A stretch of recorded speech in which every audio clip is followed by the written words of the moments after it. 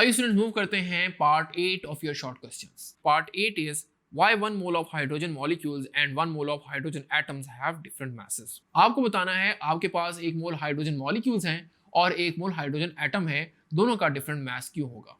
आइए इसको एक एग्जांपल से स्टडी करते हैं। देखें, आप नंबर ऑफ मोल्स निकालिए, क्योंकि आपको गिवन है हाइड्रोजन मॉलिक्यूल्स, सो आप यहाँ पे मास निकालिए, मास ऑफ H2। वो कैसे निकालेंगे, उसका फॉर्मूला होगा moles multiply with molar mass, moles multiply with molar मास। तो आप मोल्स देखिए कितने आपके पास मोल हैं 1, मोलर मास H2 का मॉलिक्यूल का होगा 2, तो ये बन जाएगा 2 ग्राम।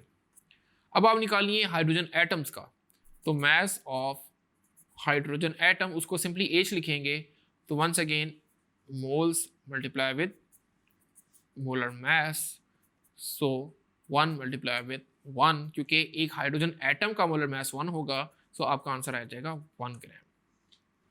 सो स्टूडेंट्स, आपने देखा कि क्यों मॉलिक्यूल का मास और एटम का मास डिफरेंट है, बिकॉज मॉलिक्यूल में 2 एटम के हाइड्रोजन के हैं, लेकिन जबकि आप एटम ऑफ हाइड्रोजन की बात करें तो उसमें एक ही हाइड्रोजन का एटम है। Thank you.